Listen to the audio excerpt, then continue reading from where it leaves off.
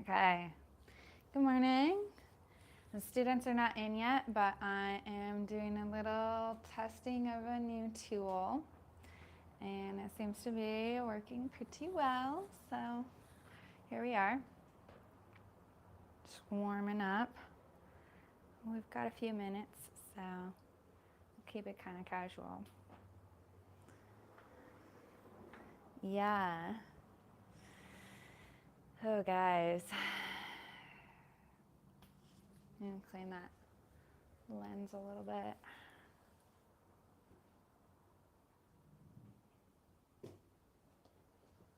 Oh, yep. Recover tracking. We got it. I'm hoping that the sound is coming out pretty good. Looks like it's definitely picking up right.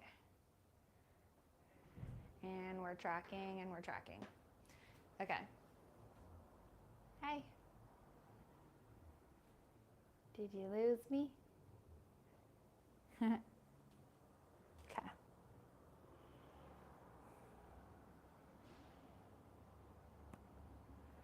I'm wondering, can it stand to be taller?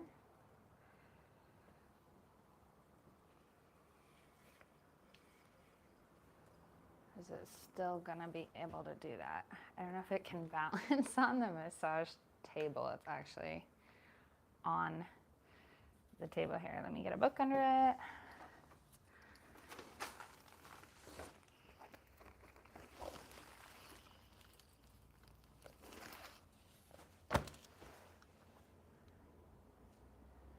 That actually seems better.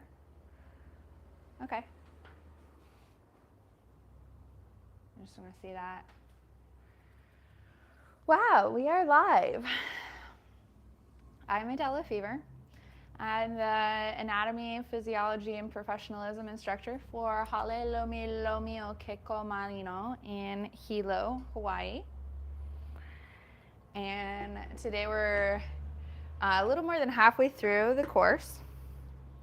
And so we are jumping in to do some review of material and some advancing the general understanding of the professionalism content and some of these bigger picture pieces. Good morning. Hi. Grab some water. Did you meet Rory before? Yeah.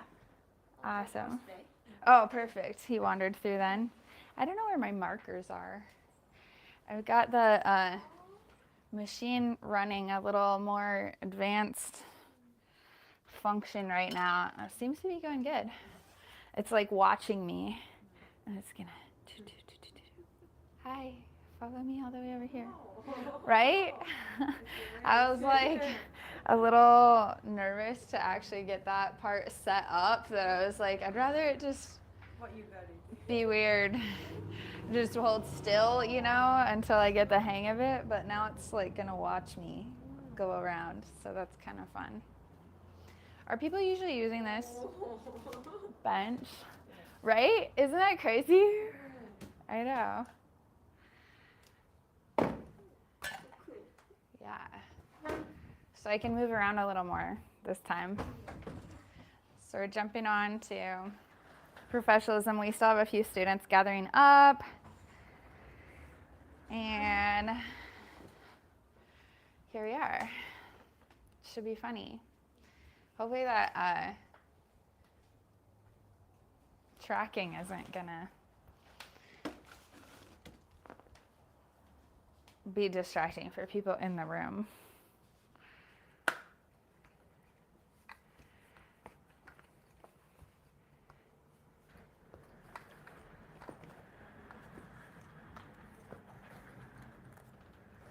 He doesn't have a school today. He doesn't. It's like a teacher conference day for him. Hi, I'm over here. Come back. Yeah, teacher conference. You've got school out today, so My son's in the background over here. He's like hanging out. And we're getting the machinery queued up. I still have a few students on the way. Like getting the hang of this whole, it's like wobbly. The table does this click out thing.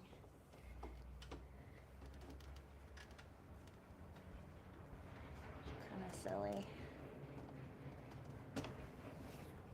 That ought to do it. More stable now. Okay. Ooh.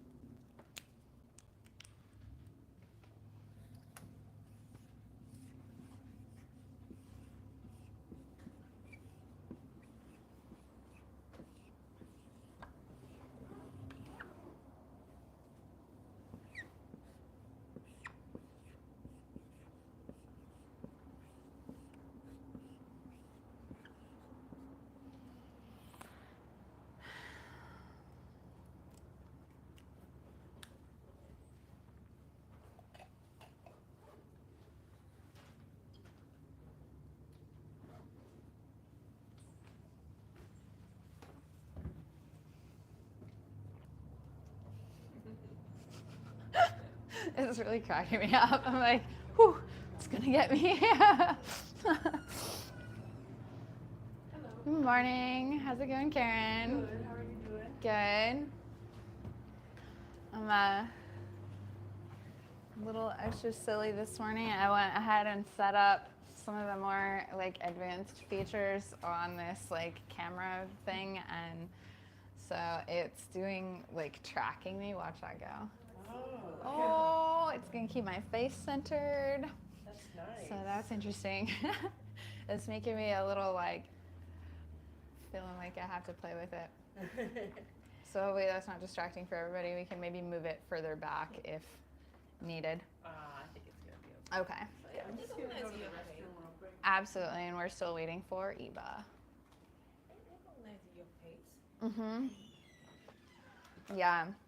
I think it would drop and like go to somebody else if I walked totally off and then you walked on the screen, and then it would start tracking you, but it wants to like keep a face centered. That's why Yeah. it can't track you. Yeah.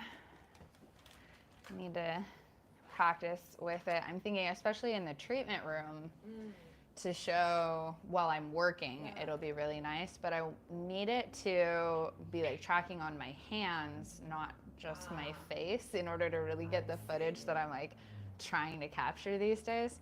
So I don't know. I don't know if you can really AI your way out of having like classy hands-on footage, but for following a face, it's a lot of new resources coming out, and I think a lot of, you know, those of us that are very tactile and oriented towards like embodied knowledge and like desirous of that state, it's like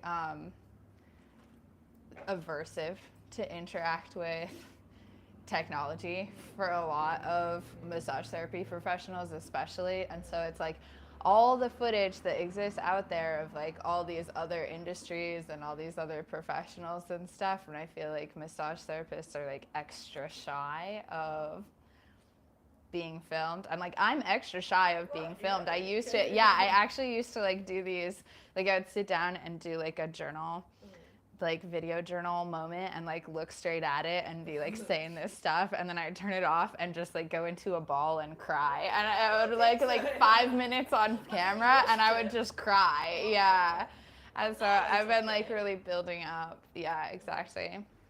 So it's taken a long time though, like learning how to hold in my nervous system like just the cognitive tracking, you know, like being able to keep track of there's something to like focus towards, and to make sure that like I'm aware of what the camera is picking up at the same time that I'm like thinking my thoughts and moving my body and not drooling, and like it's a lot of work. So I mean, I figure somebody's got to do it, so I've been pushing myself for like a year. Well, everything is practicing. Mhm. Exactly, and it just slowly comes together, just one thing at a time. I look back at like the first handful of videos that I shot, and I'm like, oh my Lord, like that is so pathetic. But I hope that like in another year from now, I'm looking at this being like, wow, that was pathetic. You know, like it would be awesome if I'm like that much further ahead. That, because you know, it's just the storytelling of it, the like ability to get enough tracking of different things at the same time to show more of what's real. And I feel like what we're doing in the classroom, in the treatment rooms, like in the world when we're advocating this like alternative health angle, like it's all very important and needs people putting their voices behind it. And so like, fine, I'll do it. Yeah, what I I wanted can. to be more comfortable on camera too, so I started recording little private journal type stuff. And none of it is ready for anybody to see. I hear ya. I hear ya. Yeah. But I've been doing that for like a couple of years now. Mhm. Not Yeah. regularly, but you know, intermittently. I started hitting it pretty hard. I don't know. I guess like last August, I had done a few little bits of stuff. I write the poetry, right? And so I had started kind of pushing myself to just like read a poem onto the camera and like do the thing. And so I'd done that like a few times, but then like last August, I don't know, I had this intersection of other things going on, and it just had this like weird like fatalistic destiny thing when I like opened my phone and realized I had somehow accidentally switched Facebook into professional mode. And I was like, what the hell is this? And it's like giving me all these stats on like my followers and my demographics and like a lot more detailed like business level breakdown, which I already had for my business account in Facebook, but it was just like my private profile turned like creator status.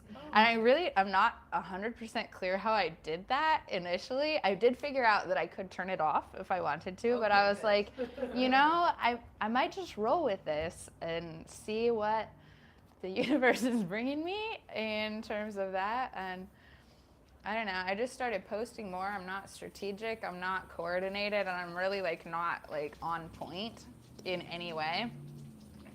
But it gradually did kind of spiral up, and I have like more than 1,000 Facebook followers now. And a few months after that, it was like I had posted a handful of videos, and I was like, well, if I'm posting these videos here, I may as well also throw them on YouTube and just see what happens, you know? And so I had a friend who was like super encouraging me. He was like, I wish I could be in your anatomy class, but I'm stuck in California, and like I'm looking at resources, trying to find stuff online, and like there's all the information is out there, but I just wish that like I could do your style of learning, and like you should make a, what is it, like Quora course or something, like Coursera course. And I was like, okay, maybe. I looked into it, and ultimately I was like, I'm not at the technical coordination level to pull that off, but I could just film myself and put it on YouTube and, you know, like throw it out there. So anyway. That first one helped me with the pulmonary or artery. Oh, yeah? I listened to it. Oh, good. The hypnosis or the class replay? Oh, I've been listening to the class replays, but the hypnosis. Awesome. Oh yeah, I'm excited. We've got, I've got them all recorded, and they're just with my assistant who's going through and like making the thumbnails and putting the tags on it or whatever to get them queued up. I would totally listen to a version of it where it's like still meditative and talks about like the regions. Do the actual, going a little bit more in depth. Exactly. I wanted to throw the big systems out, but then kind of come back and do more condition targeted and location targeted, just like deep layer embodiment, trance meditation stuff to do that. Because I like generated that. I started doing that for myself when, I think I told you guys a little bit, when I first started going to school and like was in my first anatomy physiology class.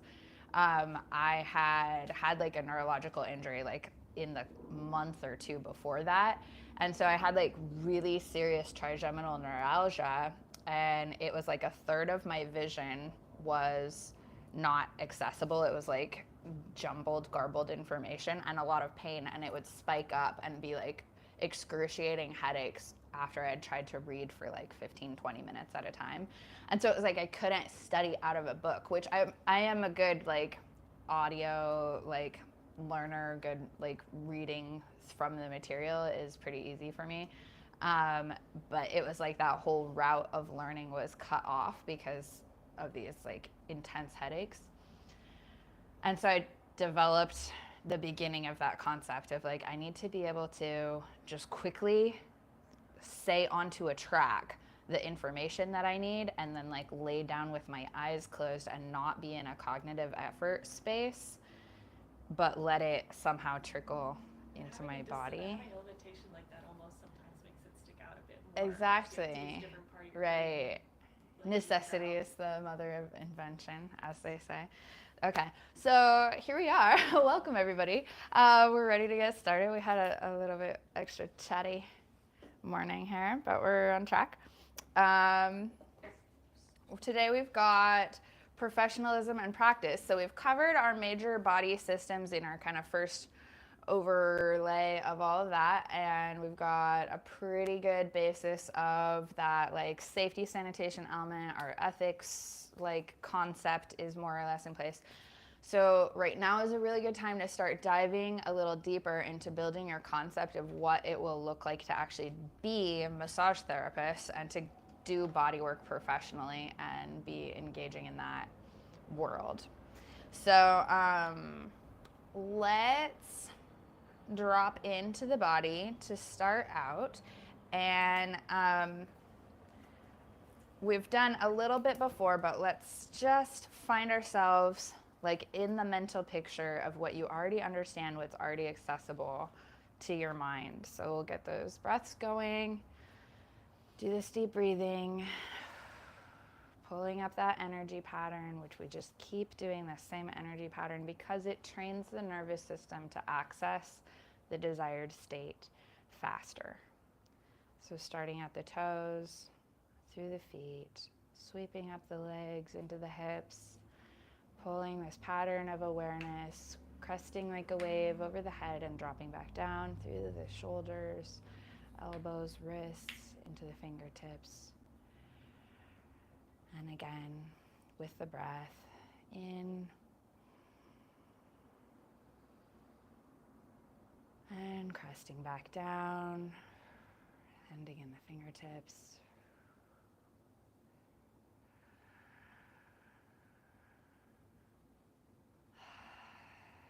And again, you can notice the difference between when we first started, how much of the mental focus was being used up just on tracking the space in your body, and compare that with now as this relaxed, calm, embodied sensibility is kind of arriving on your mental palette.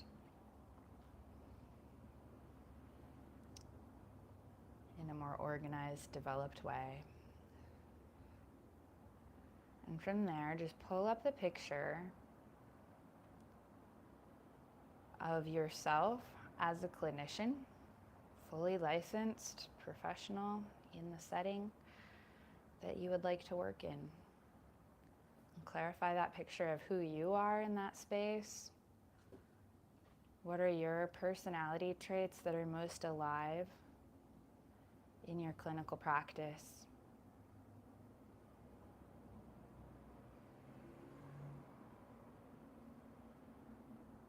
How is your taste being expressed in the sensory world that you're creating for yourself and your client?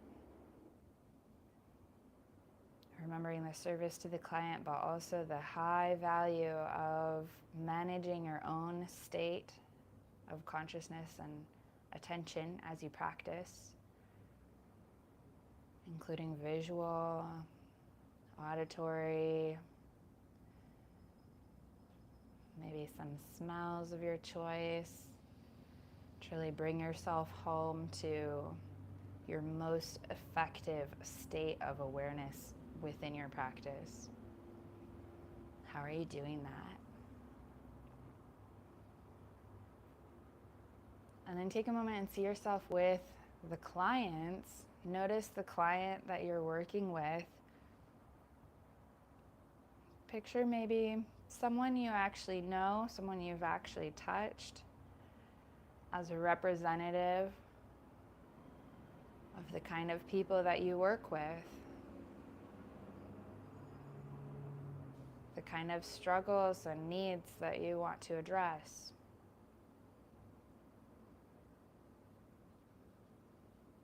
And be alive on the heart level to the way that you orient towards them and the way that you pull them into a higher state of health, growth, restoration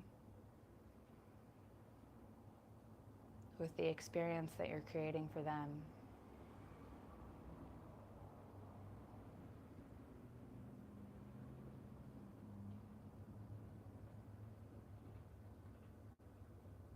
And now let's wake up that gratitude in the body, all up the column of the spine. Wake up a sense of appreciation for the future that you're drawing towards yourself by your actions every day.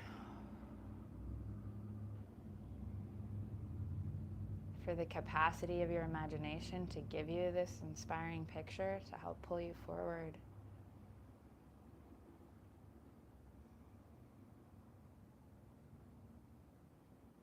And send a little bit of love and pride into the future to that person that you're becoming.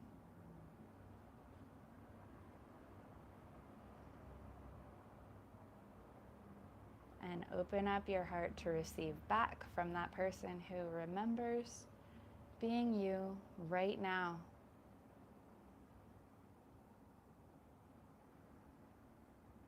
And hold that love. Give yourself a good 6 to 8 breaths, feeling your love bouncing back and forth between your current and your future self. Let that oxytocin start to escalate as you hold that thought, picture, and experience.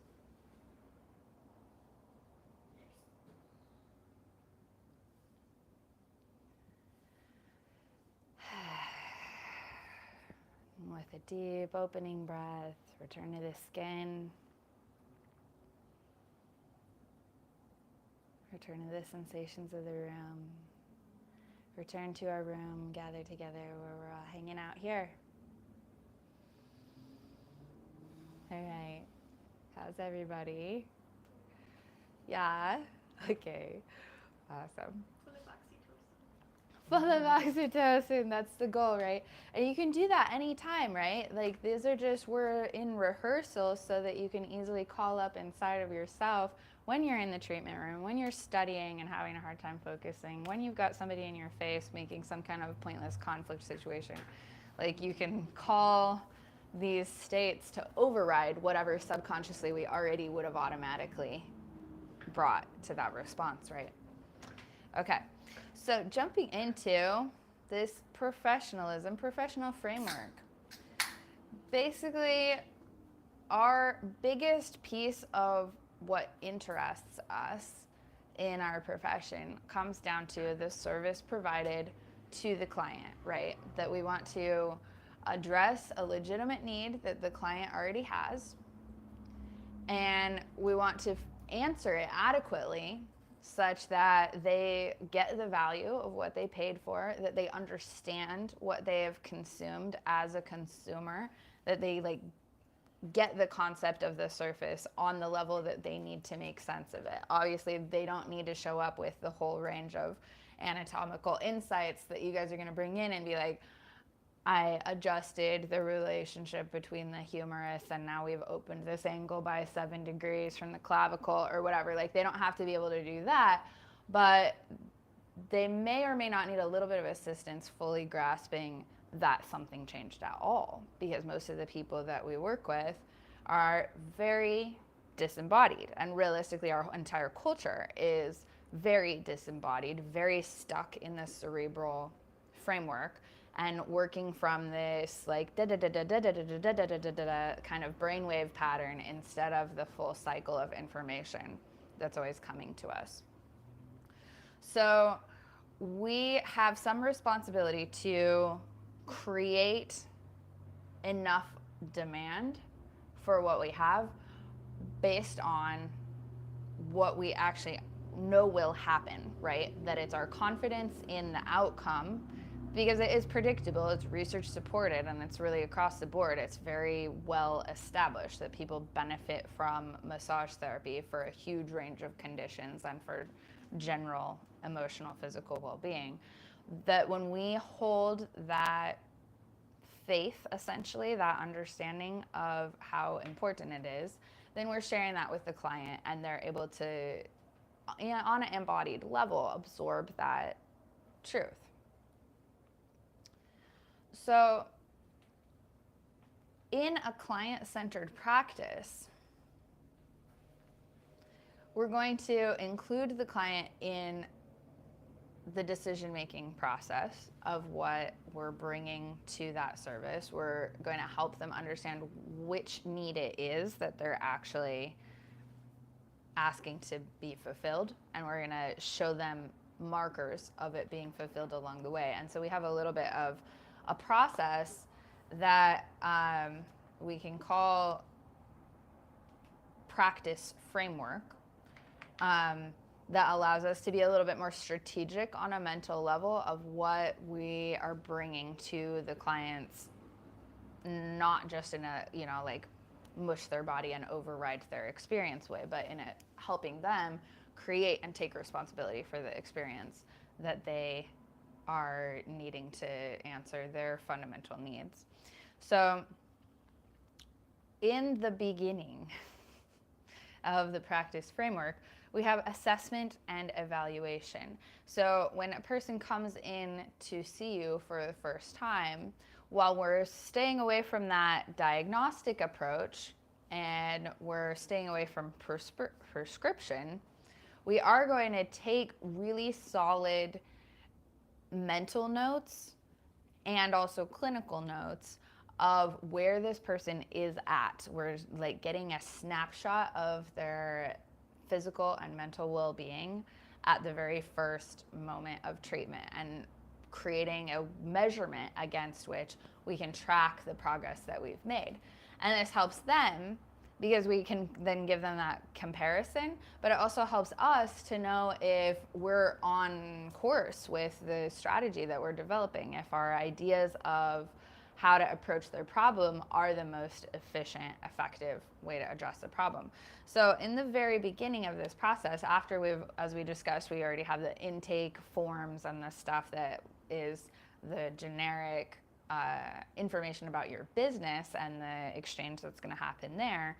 You're going to bring them actually into the room and start doing this general assessment. So we're looking at their well-being, and this is going to look like the most superficial level of information is actually quite useful. You're going to get a lot of well-being information from their skin, from their hair texture, from any outward signals that they may be fighting infection or falling behind, the level of exhaustion that they might be experiencing, their posture, all this information that's already actively coming off of their bodies. And we're going to help kind of pull that out of them, draw their awareness into their own physical experience. Because a lot of times they don't know, they don't actually know how under the weather they are at the moment when they're desperate enough to try to get help, right? So we're looking at the overall well-being. We're looking at stress-related questions. So you're going to design an intake process that allows you to take them through this process. in my practice, I do have some places where before people see me, they can enter some information, give me a heads up. It's nice if they tell you that they're pregnant before they show up on the table, or if you have a major condition that you might want a little bit of a heads up with. People often know to give you that information ahead. But in addition, once they arrive, there's a lot of information that I want to get from them. In a lot of practices, you've probably seen this if you've gone out for massage with other professional settings, right? Where they give you the form and you sit in the room and you do the thing where you circle all of the things that could possibly be wrong with you. There's a huge page of like slightly upsetting topics that you look at, and then you pick out which ones are yours, right? I find this impractical on the level of my goal is really deep relaxation for the client, right?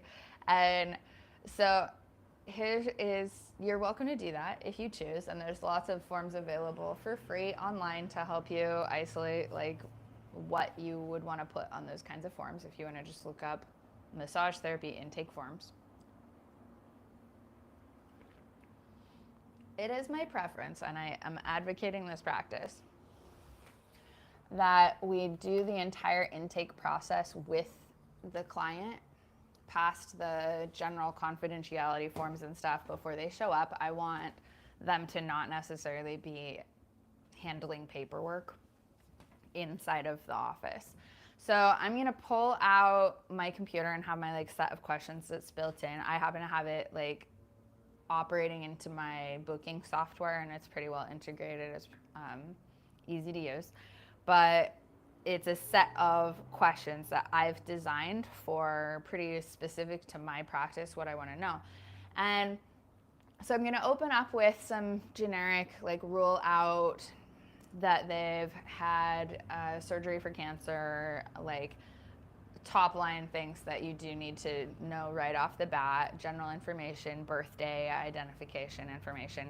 And then I'm going to actually ask them to talk through the systems of the body with me. So instead of presenting this like huge pile of negative possibilities, I'm going to ask them using more like positive language, basically, like, how is your skin?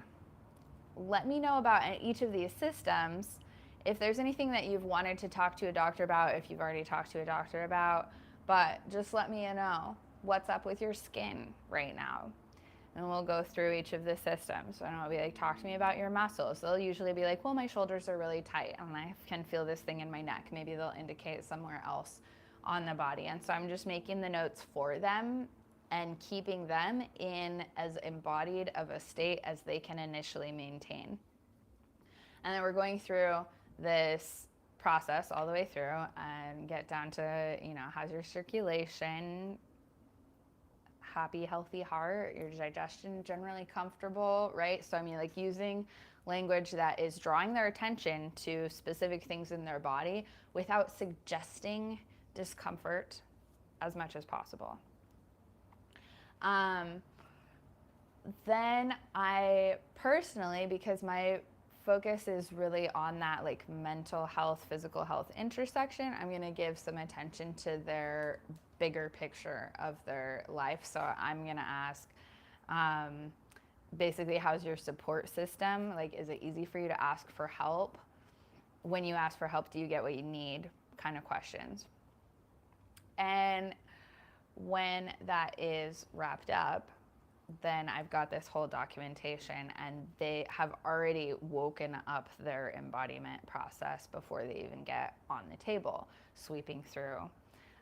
So I like to just do that with no interruption to like invite the cognition to jump in the way too much. But of course, anything that they have had concerns with, they're going to want to tell this story. And so they're more in this storytelling mode, pulling on the body's memories and delivering those memories to me, instead of going into the mode of like, is there something wrong with me? Does that make sense? Mm-hmm. Okay.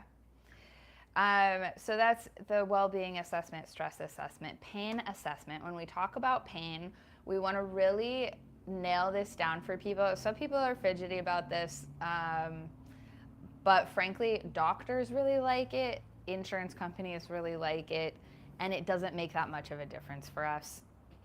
It can be helpful in getting that comparison data for the client.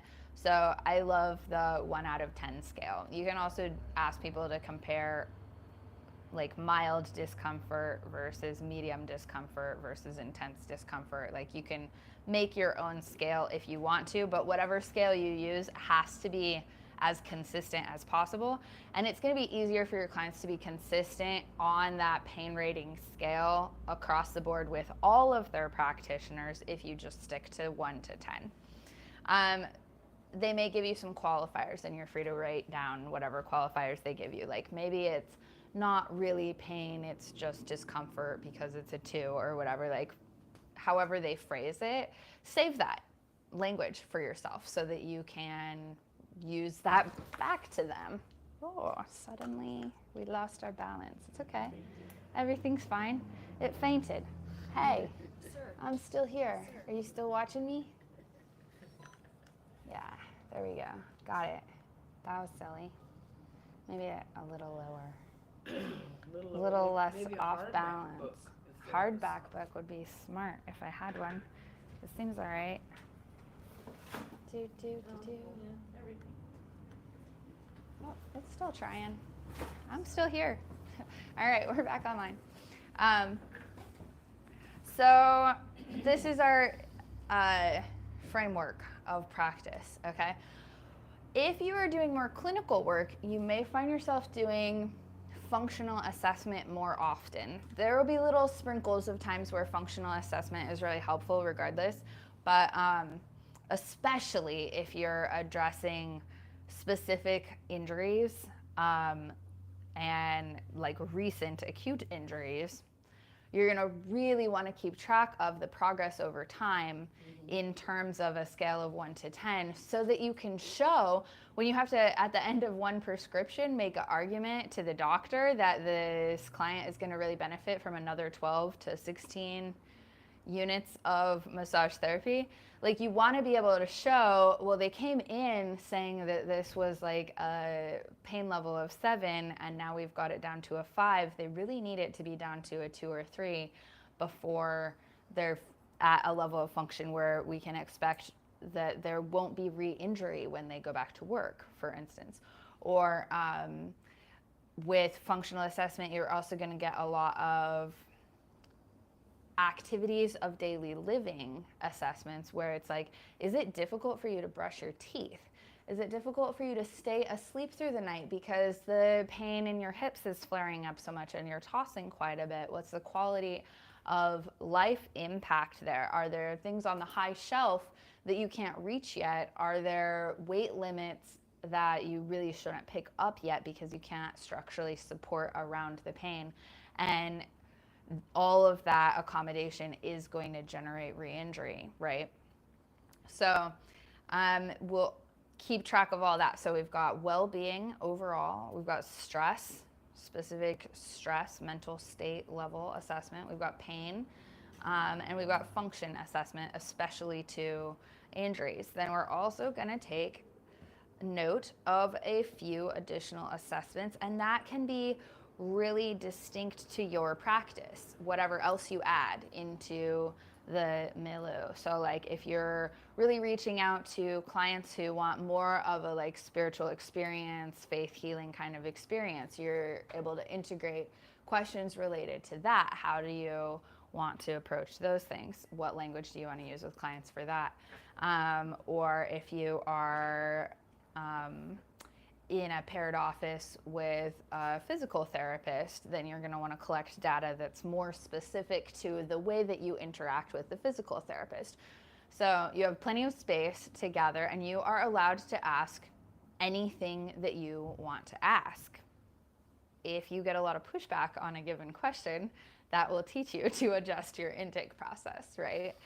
So if you find that you've got a few clients in a row or over a course of a month or whatever that are like, I don't want to tell you that, like rethink the way that you're phrasing, but you can probably get the same information you're looking for, yeah? You can do it. And all of this, of course, is going to only make sense in the context of the care of the client. So, like, you don't need to ask them how many dogs they have. That's not going to impact their pain level if they don't bring it up. You know, like, if they're like, well, I have 7 dogs that drag me down the street like this, now that information becomes relevant. But you don't, like, have a generic need to know those kind of details about the rest of their life, because that's just not what you're treating. So use the information that they give you and let go of information that is not relevant to their particular treatment course, in terms of like what questions you ask when you're designing your intake process. Let go of the need to know things that are beyond your scope. Yet, when people are directly in relationship with you as their practitioner at this point, then they're going to show you what's important about them, and you do really want to generate that interface of relationship and that sensation of you're not alone in this health journey now. I am alongside you. I can work with you to answer questions, to do some research on your behalf, to figure stuff out. Like, you want to use those little details that they give you about their lives to enhance a sense of collaboration and cooperation, because fundamentally this is going to service their ability to go into a deep state of relaxation and more efficiently achieve the healing process that you're trying to initiate when you open up your practice doors. Does that all make sense so far? Okay. As you finish gathering that information, then really your final decision is the question of, what does all of this do? What does this mean to you? So this person tells you this whole life story, and now you have, maybe 45 minutes to an hour to do something about that, right? So we're going to look at prioritizing what out of all of their potential issues makes sense for you to actually get progress in one session leading forward, right? So you do this intake.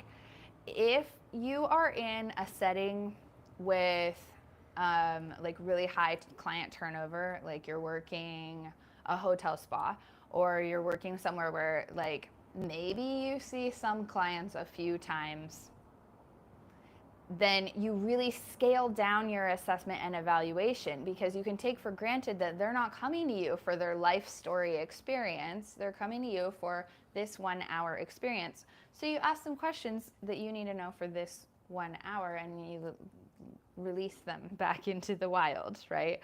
But when you're building up an actual sustainable practice for yourself and for your clients, you're both going to get so much more benefit out of a rhythm of care that it's worth developing the skill set to really like guide people into a higher frequency. Like, not that they have to come all the time, but that their mental commitment to massage therapy as one of their medicines makes the medicine more effective, right?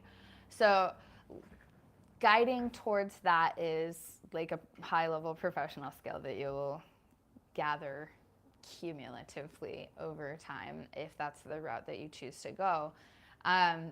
But whether you have 1 hour, or you already know that this person is going to be a monthly or bi-weekly or whatever, like, once you have a grip on what is the rhythm of consumption that they're going to bring to your massage therapy services, then that becomes data that you're going to track out. What are their priorities? You're going to break it down into kind of an order of operations in terms of addressing the most significant pain first. You want to get the low-hanging fruit off the bat, right? So when you have somebody tell you like, oh, my neck is a 7, and also I know that I have some like leg length concerns that another practitioner brought up to me, and I used to have plantar fasciitis, then you're going to pick the thing you can actually do the most about in that session, which is going to be the higher level pain, right? this makes it actually much easier than it sounds, because whereas like a surgeon has to go in and know which order to do things, and it's very scripted because they have to go in and come back out, and it's with scalpels, and so it's very serious, right? We have the benefit of really letting the client's body lead us through the process of prioritization. So staying super in tune to that is really important. Also, it will completely aggravate your clients if you do this wrong. Because when they come in and they tell you, my neck hurts at a 7, and even if you actually literally know, you like have the clinical reasoning skills to look at them and be like, your neck hurts at a 7 because your sacrum is riding at a weird angle. If you spend that treatment session messing with the sacrum and don't go to their neck, they'll be like, what the hell just happened? You know, like you really have to be able to tie the whole thing together based on the client's priority that they come in with. You want to spend the time with the client, focused on the client's aware level issues, and begin the education process of tying it together, of like, I want to give you as much relief on your neck as possible, and I can see that there's a connection here with the way that your sacrum is integrating, so I'm going to give that a few minutes and encourage it to round out a little bit, balance back out. By the next time that you see them, their embodied biological awareness at the sacrum will be improved because of what you did and the idea that you planted that it was connected. And it's actually their awareness that's going to, in the end, do the real adjustment. And this is like really fascinating. I know we've talked a little bit before, and you probably all have been exposed to the idea of the placebo effect, right? And what is so amazing about the placebo effect is this reality that like even of our really high grade pharmaceuticals, our most complicated chemicals, so much of the efficacy that we see in the research across the board is actually the cognitive expectation of the client, the way that they pay attention to their body, that changes their experience in their body. And this like goes down into very subtle organ functions. So when we think about it on a pain scale, like pain is, it's complicated, but it's also like we can reach out and touch it. We don't need freaking skeleton key molecules to get all the way down in there, right? Like we can interface with that pretty directly in most cases. So the impact of the suggestion of improvement, the suggestion of something being connected on the client is pretty high level. This is a double-edged sword because, like we've talked about before, if the idea of cancer comes out of your mouth first, if the idea of a scary diagnostic suggestion comes out of your mouth first, like you can't do anything about that possibility of that condition other than refer them anyway, but they're gonna go take that very seriously, and it's gonna activate their sympathetic system and get them in a less relaxed, more reactive state, which will reduce their health. And so this is like the constant seesaw that we're on, that it's really about that parasympathetic and sympathetic nervous system and what we can do to bring it into balance. That's what we have the most direct impact and responsibility for. Any questions? Yeah. Let's say a client is coming in for the first time. Mm-hmm. I have an intake process. Yeah. So I'm going to ask this client, your appointment is at 7 o'clock p.m. Mm-hmm. Would you please come in at 6:15 so that we can spend some time together? Sure. And then at 7 o'clock we'll begin your treatment. Mm-hmm. That's reasonable, right? 45-minute intake? You could. Especially if you're doing something a little bit more complicated or integrating more. I would say when I'm taking in somebody for the first time, going through, like even with very generous one-on-one, it rarely takes me more than like 20 minutes. Oh, okay. Mm-hmm. Of like actually just orienting them to the procedure, going through the questions that I have. and you want them to feel like they got as much massage as possible, of course. That's what they've mentally signed up to pay for. So, yeah, I'll usually get it between 10 and 20 minutes, honestly. And I don't, I do know lots of people do, and there's nothing wrong with it. It's just your preference as a clinician and as you choose to operate the way that you schedule people and communicate with your people. For me, it works pretty well to just start at the start time regardless. And then if it's a brand new person, then I might give myself like a 5 to 10 minute bleed over where I would have been more crisp with somebody who was able to just get on the table with a few quick updates. Does that make sense? Yeah.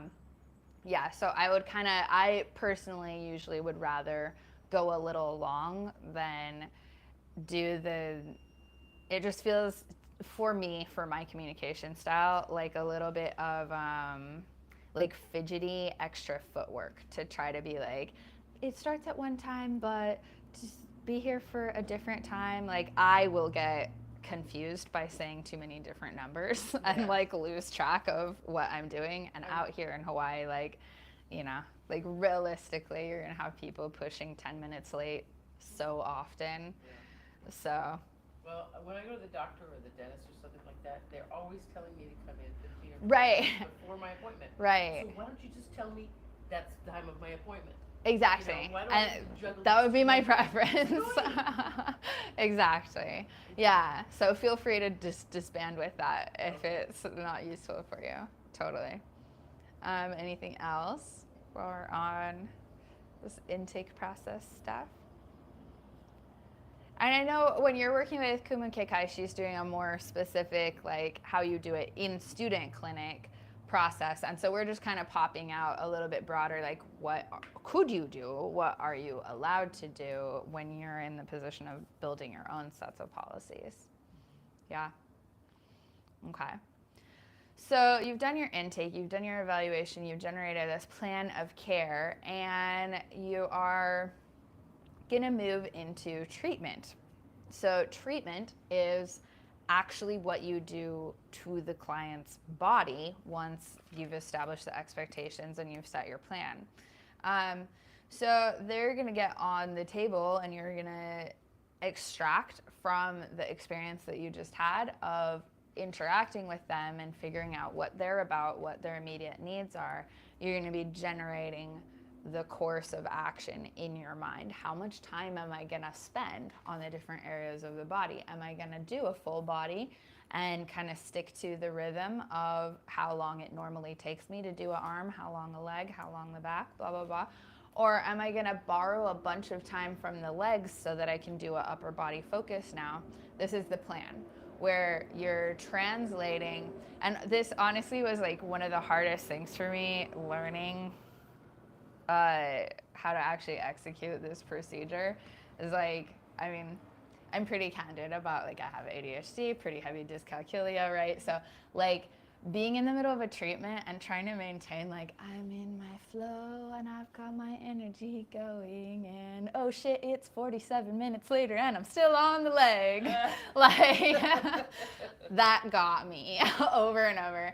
I'm pretty good at it now, though, actually, like, that I can not look at a clock and just hit a sense of, like, I did this leg. This was how much I do a leg if I'm not focusing on a leg, and I'll just automatically kind of move to the next thing in the more or less predictable time frame. So having a really clear pattern set is one of the things I love about LomiLomi. It's one of the things that I love about my training in Swedish, that you actually do learn like an hour where you have a unit of time that you can predictably spend on each region, and it's not gonna like have to be adjusted all that much if you're just doing a general full body massage. But then you know the math of how much time you're expecting to take on one area versus another area, so that if you're in a situation where like, no, I do actually want to really focus on the spinal column. I say that all the time, like, oh, so we're focusing on the spinal column today.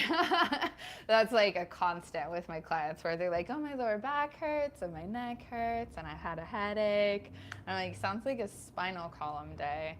And obviously I'm going to go through the whole torso and like the thorax and hit like a lot of related regions, but that I'm thinking about the spinal column the whole time. So however you are informing your practice as you do your continuing education, as you enrich your skill set with more advanced practices, as you click into something that you're like, this is what I love, I want to do this every time, I'm super into the hot stones, or I'm super into poulet or whatever, and you adjust your rhythm to accommodate your personal set of practice objectives, then it will become more and more natural, and it just will. You'll be working hard, you'll be thinking about it hard, you'll be like forgetting other stuff because you're thinking about it so hard, and then eventually it'll just drop into the subconscious, and your conscious mind did it enough times that you now have a habit, and your hands will mostly just do it. So breathe. Just follow yourself through. It's all good. Okay. So obviously there's a ton of more specific stuff for you to gather as you go relating to the specific modalities and applications, but that's the framework that I want to like leave you guys with for right now. Any questions on that so far?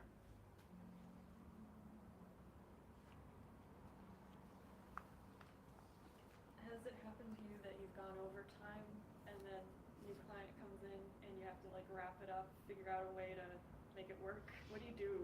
Yeah. Okay, the question is, has it happened that essentially I lost track of time and then the next client was coming in and then, right? Yeah, it is. And that's okay. So that's the good news. It's okay that that's going to happen to you, probably more than once. There will be a sense of internal pressure. There will be a sense of like, oh no, maybe my next client will hate me because I made them wait or whatever. But like, mostly they don't. And if they do, that's okay. Because you're going to be like that. So you need a set of clientele that is not a neurotic basket case about sitting for an extra 4 minutes. Right. And that's just how it works. So usually people will be very gracious with you, and if it takes you a little extra, you have somebody who like had a weird result in the final minutes. It's not even your fault, but like something strange happens and you get delayed an extra like 5-7 minutes, or like you're still waiting on your laundry delivery and you can't change your sheets, whatever it is. Like there's external factors, there's internal factors. You control everything that you can and you're still gonna get put in that position. Yeah. And so it's a sense of like essentially being able to give yourself enough self-acceptance and grace and set that example for the clients, because that's also something really important that they need. And so you have like if you think about it on an existential level, like you have this almost backhanded opportunity to show them how to embody grace with their mistakes as well.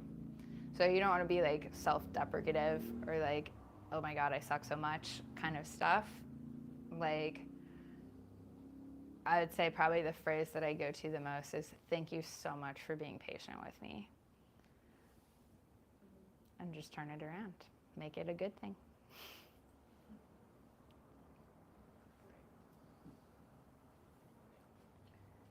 All right.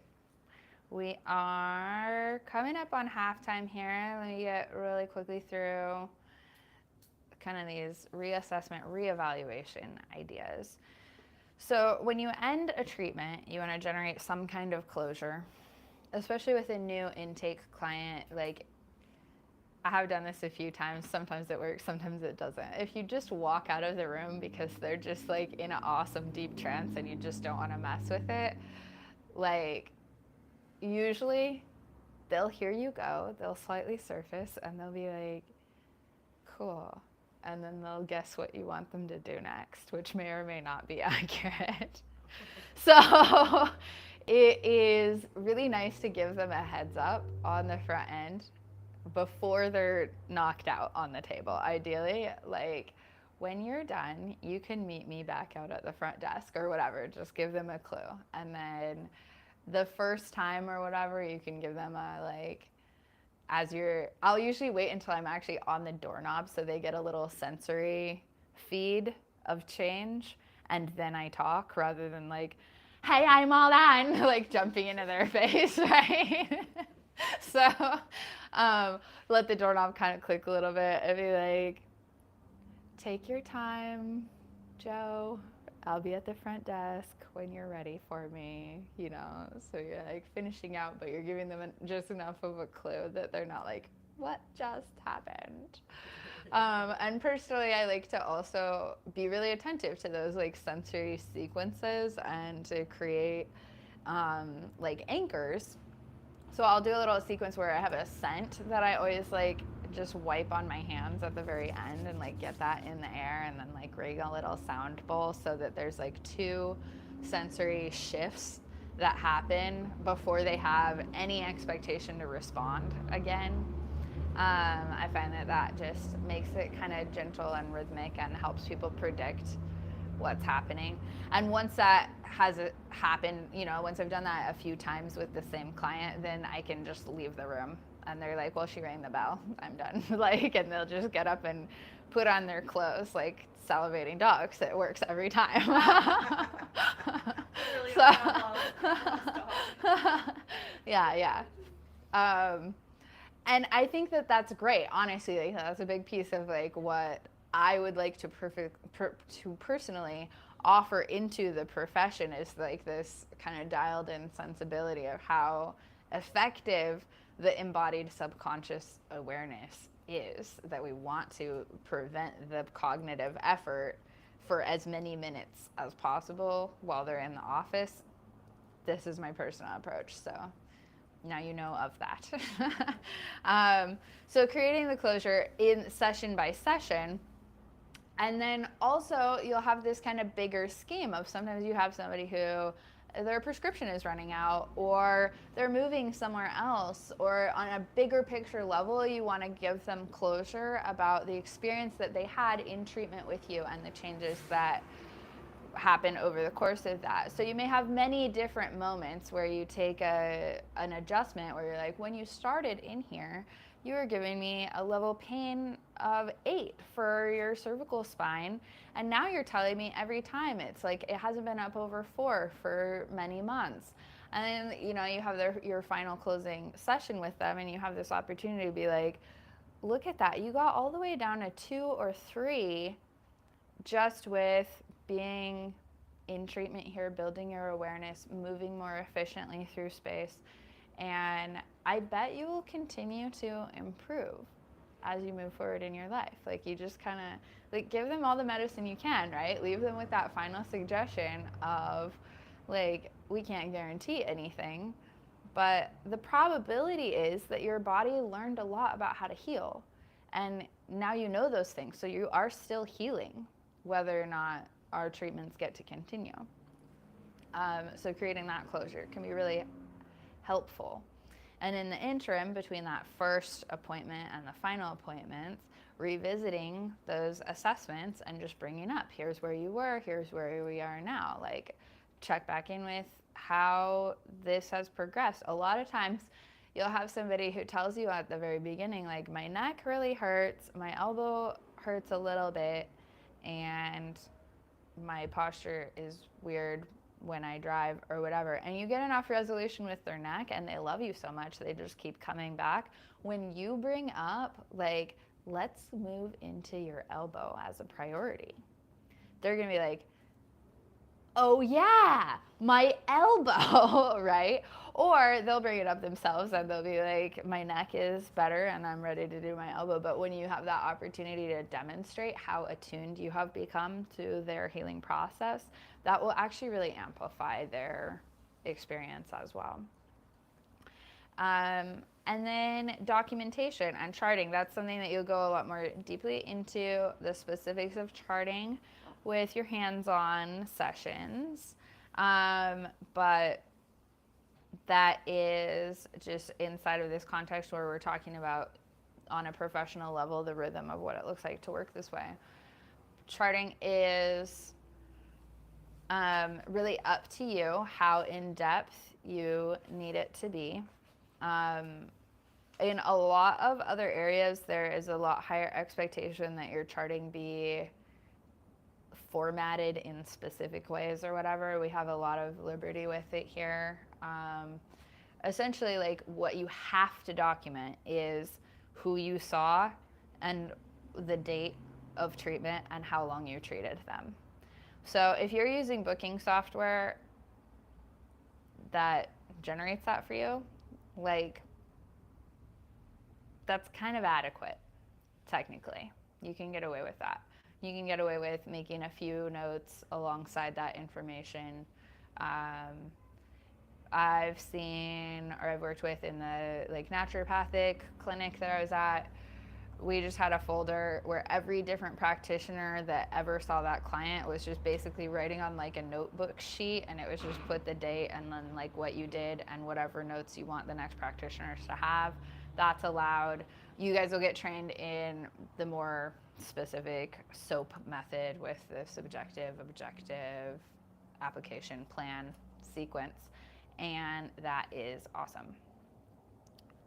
So you're allowed to basically choose which method of capturing all of that information most usefully makes that information effective for you in the service of the client's bigger health goals. Let's go ahead and pause. Take a 5-10 minute loop out. 10 minutes is fine. That was a pretty solid one. We pushed hard. And we'll be back in about 10 minutes. I think that worked pretty good other than the part where it fell down halfway through. Yeah.